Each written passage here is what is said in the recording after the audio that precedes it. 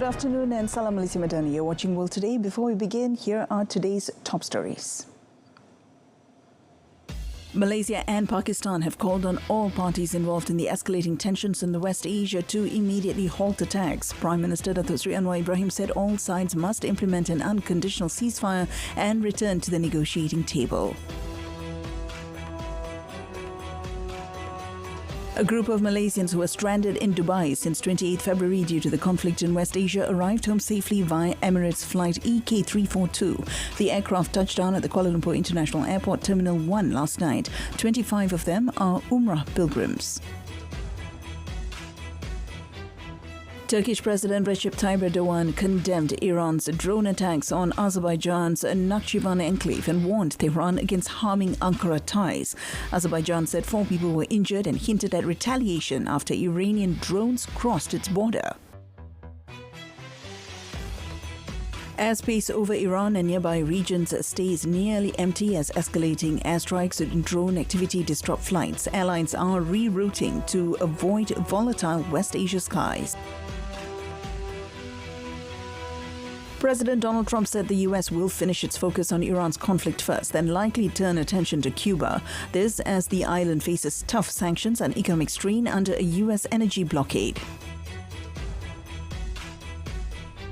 France has denied reports that it will allow United States military aircraft to be stationed at its bases in West Asia. A spokesperson for the Chief of Defense Staff clarified that only US military support aircraft, not fighter jets, have been granted temporary access to the Istres Air Base in southeastern France. Etihad Airways will resume limited commercial flights between 6 and 19 of March, covering several key international routes to and from Abu Dhabi. The approved flights are aimed at facilitating the orderly movement of affected passengers while also supporting other essential travel operations. Israeli authorities have cancelled Friday prayers at Al-Aqsa Mosque following rising tensions after Iran launched retaliatory strikes on Israel and the region. All holy sites in the Old City of Jerusalem, including the Western Wall and the Church of the Holy Sepulchre, would be closed to worshippers for security reasons. Iran said that 1,230 people have been killed in US and Israeli strikes on the country since fighting began on Saturday. The Iranian Red Crescent Society, IRCS, said that 1,332 attacks had been recorded at 636 locations across Iran, with damage reported at 14 medical and pharmaceutical institutions. An oil spill has disrupted activity for several days along beaches in Mexico's Gulf Coast state of Veracruz, with authorities and residents working to clean the tar from the shoreline. The pollution has reached a coastal lagoon that is key to the region's fisheries. And that's today's top stories. Up next, the complete World Today Bulletin. Stay tuned.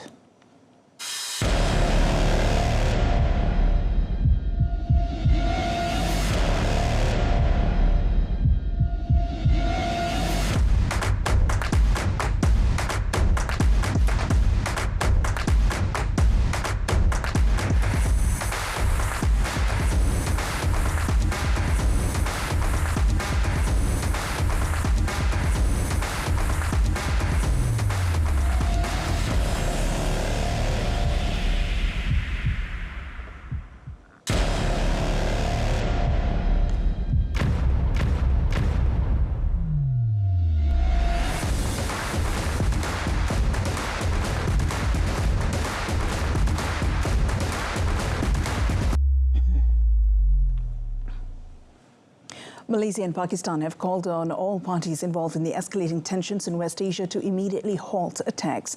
Prime Minister Datuk Seri Anwar Ibrahim said all sides must implement an unconditional ceasefire and return to the negotiating table.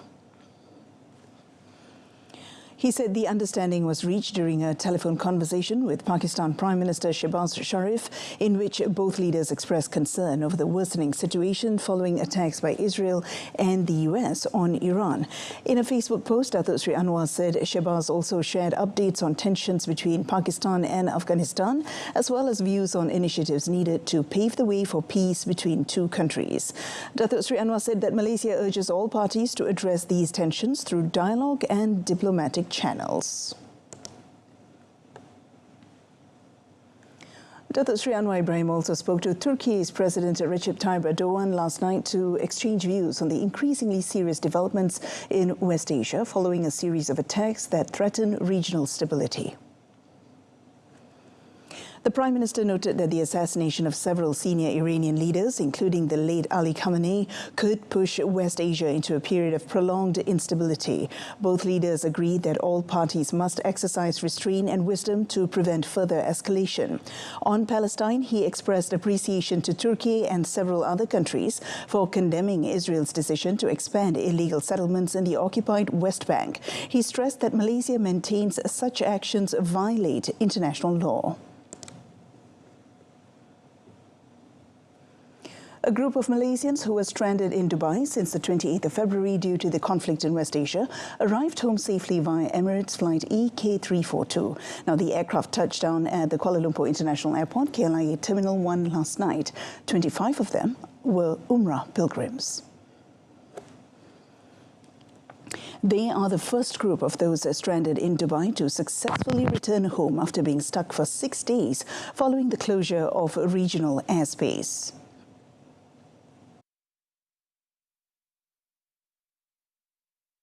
Kami sebenarnya terima je, tunggu saja dan selepas hari berikutnya dapat maklumat yang penerbangannya pada 5 bulan tu confirm. Alhamdulillah, jemaah pun tenang ke? Dan sini alhamdulillah kami dah sampai dah dengan doa semua. Kami dah sampai dah di KLIA, alhamdulillah. We can hear. Then initially we thought it was hitting Dubai, but then mostly it's all the interception. That's the explosion we heard. So we can hear. It was scary, but when the day goes, we feel better. So luckily, able to come back to Malaysia, we feel blessed. Meanwhile, Malaysia Airlines will introduce additional flights between Kuala Lumpur, London Heathrow Airport and Kuala Lumpur, Paris Charles de Gaulle Airport from the 6th to 8th March to support travellers affected by ongoing disruptions across global travel networks.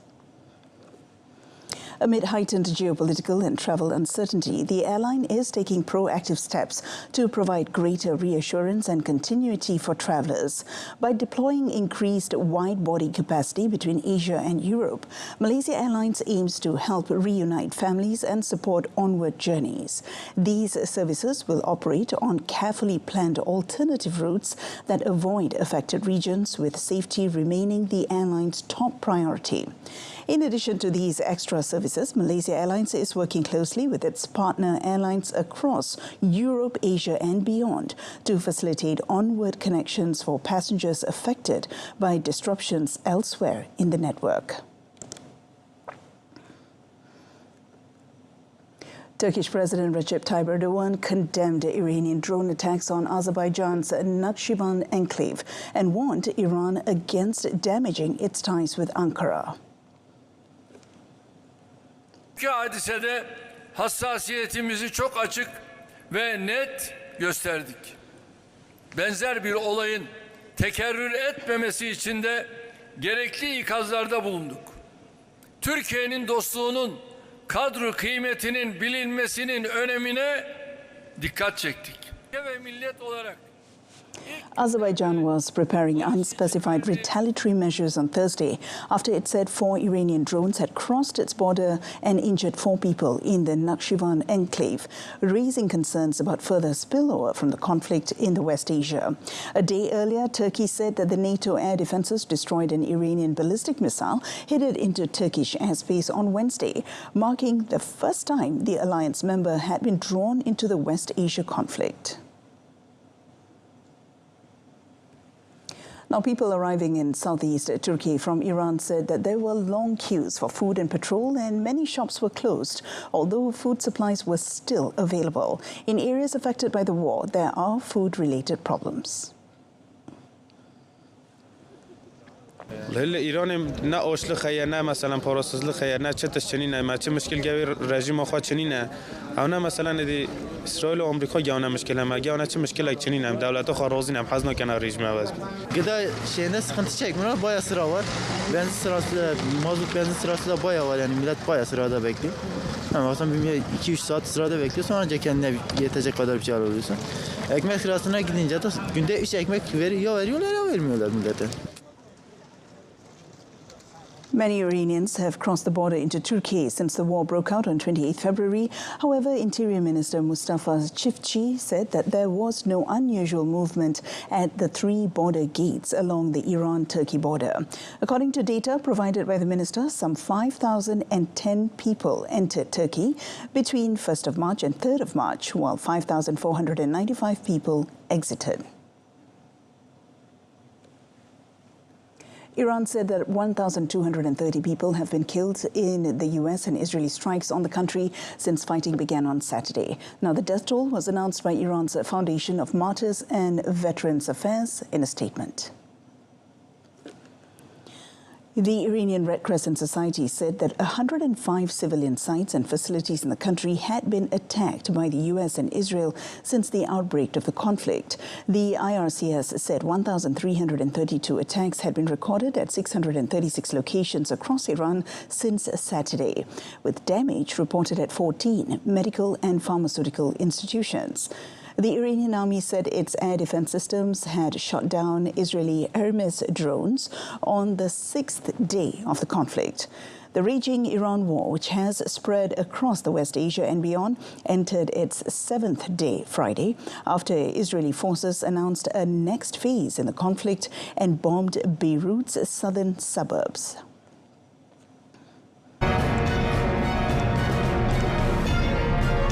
Iran's sky is clear as airlines avoid conflict zones.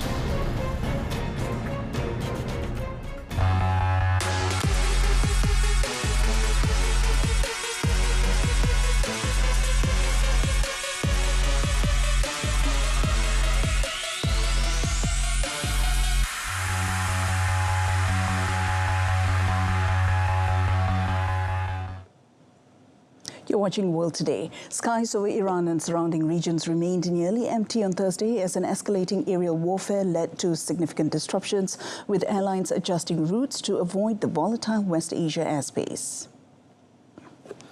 Tracking data from Flight Radar 24 showed an absence of civilian aircraft in Iranian skies. The conflict, which has seen a sharp increase in airstrikes and drone activity, has heightened security concerns among international airlines. However, some flights are taking off from the West Asia, with Dubai International Airport, the world's busiest travel hub, seeing some pickup in activity after it was brought to a near standstill amid the conflict. Traffic remains far below normal levels, with global aviation disruption likely to take some time to normalize as the conflict shows little sign of easing. And in a related development, Etihad Airways will resume limited commercial flights between the 6th and 19th of March, covering several key international routes to and from Abu Dhabi. In a statement, the airline said destinations included in the restricted schedule are Cairo, Delhi, London, Frankfurt, New York, Paris, Moscow, Toronto and Zurich. The move comes as the aviation sector in the Gulf region begins to show signs of recovery following airspace closures triggered by regional tensions since late February. The approved flights are aimed at facilitating the orderly movement of affected passengers, while also supporting other essential travel operations that require special clearance from the UAE aviation authorities. Etihad said only customers with valid and confirmed bookings will be allowed to travel, while full operations remain subject to current security conditions and directives from authorities. Although normal flight schedules have yet to fully resume, the limited reopening is seen as an early step towards restoring Etihad's global flight network. Passengers previously affected are also offered free rebooking or refunds depending on their ticket category.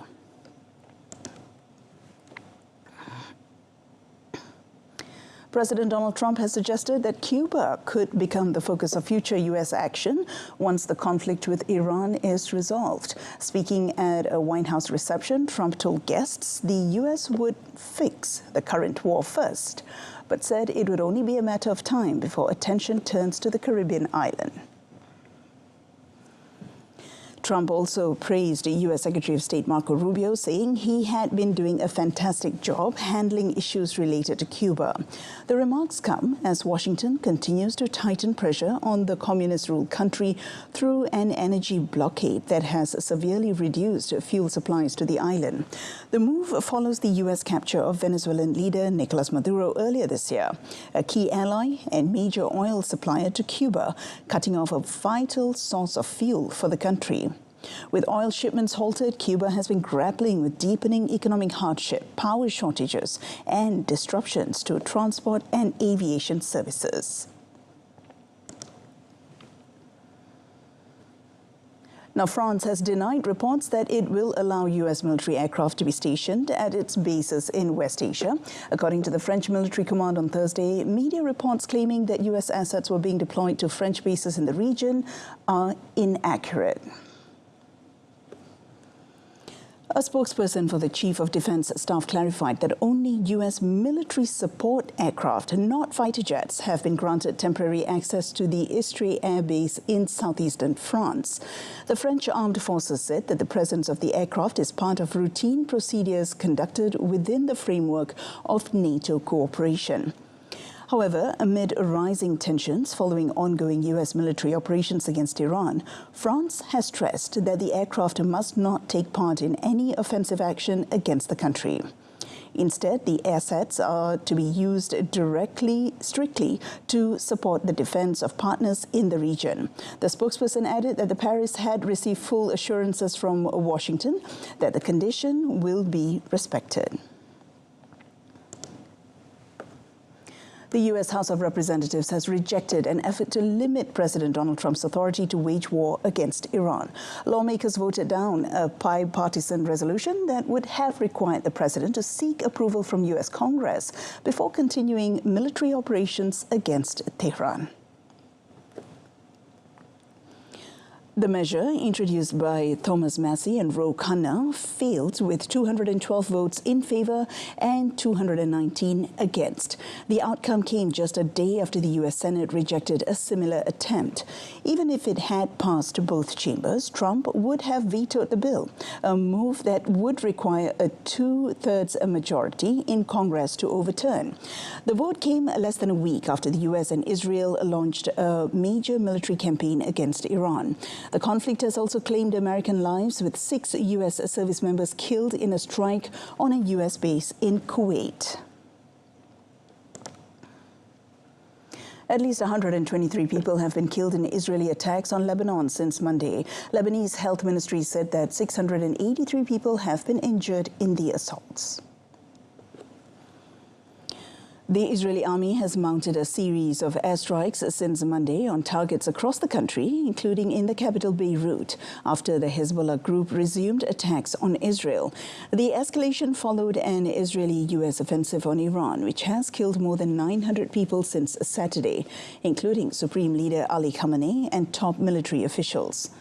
Israel has repeatedly violated a ceasefire agreement with Lebanon signed in November 2024, carrying out near daily strikes that have left hundreds dead and wounded. Israel began its offensive against Lebanon in October 2023 and escalated it into full-scale war in September 2024, killing more than 4,000 people and wounding around 17,000. An oil spill has disrupted activity for several days along beaches in Mexico's Gulf Coast state of Veracruz, with authorities and residents working to clean the tar from the shoreline. Now, fishermen said they noticed tar in the water when they set out to fish. Mexican media reported that the pollution has reached a coastal lagoon that is key to the region's fisheries. Fishermen and tourism workers urged authorities to resolve the problem so that they can continue earning a living.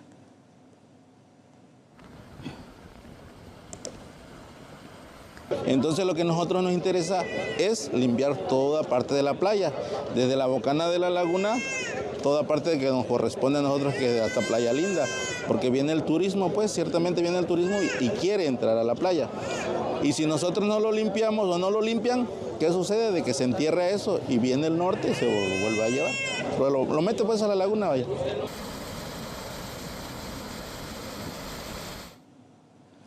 German drivers are plagued by high fuel prices following US and Israeli strikes on Iran, crowded gas stations across the border in Poland. According to Germany's automobile club, a litre of Super E10 costs an average of 1.89 euros nationwide. This represents an increase of 12.1 cents compared to the previous week. Diesel prices have risen even more sharply, an increase of 17.7 cents. Weil die Spritpreise in Deutschland so explodiert sind und man sich das als Familie eigentlich gerade gar nicht mehr leisten kann, um Auto zu fahren. Und dementsprechend habe ich mir heute freigenommen, um nach Polen rüber zu fahren, um die Autos zu tanken dann. Und ich verstehe halt definitiv nicht, wieso in Polen die Spritpreise nicht so exorbitant explodiert sind wie bei uns in Deutschland. Weil Polen ist genauso betroffen von dem Krieg, so wie unser Land oder wie alle anderen Länder. Aber hier explodieren die Spritpreise nicht. Also ich kann es nicht verstehen, ich kann es nicht nachvollziehen. Und Germany's Association of Independent Gas Stations said that since shipping through the Strait of Hormuz had ground to a halt, the price of crude oil and therefore purchase prices rose. Israeli authorities have cancelled Friday prayers at Al-Aqsa Mosque following rising tensions after Iran launched retaliatory strikes on Israel and the region. Now, the move is one of the latest restrictions imposed during the holy month of Ramadan. Brigadier General Hisham Ibrahim, head of Israel's civil administration, said all holy sites in the Old City of Jerusalem, including the Western Wall and Church of the Holy Sepulchre, would be closed to worshippers for security reasons. The closures came after Iran fired missiles targeting Israel and the entire region. Since the Israel-US-Iran conflict began, only local residents and shop owners have been allowed into the Old City. Sheikh Ikrima Sabri condemned Israel's decision, calling it unjustified and unreasonable, and accused authorities of using any excuse to restrict access to the holy site.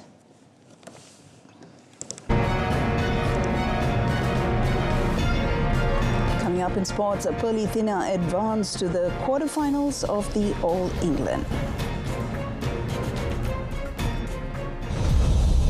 Di gelanggang ini, tiada ruang untuk kesilapan. Lebih seabad sejarah tercipta, peluh dan air mata menjadi saksi. Ini bukan sekadar kejuaraan, ini adalah takhta keagungan.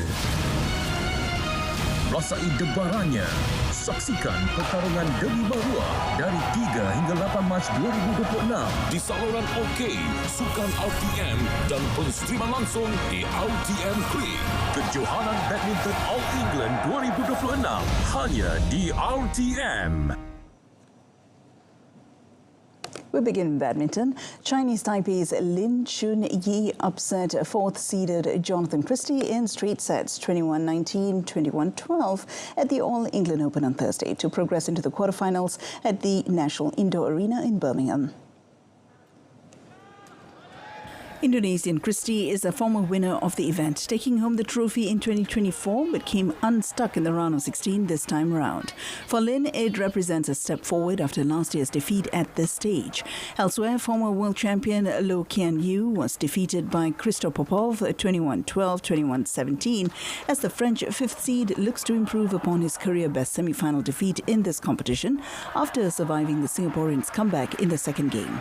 23-year-old Popov will play Lin Chunyi in the quarterfinals, with the winner set to face the victor of second seed Kunlavut Vitisadan and 14th ranked Alwi Farhan. Malaysia's women's doubles pair, Pearly Tan and Thina, have advanced to the quarterfinals after defeating South Korea's Lee Seo-jin, Lee Yun-woo.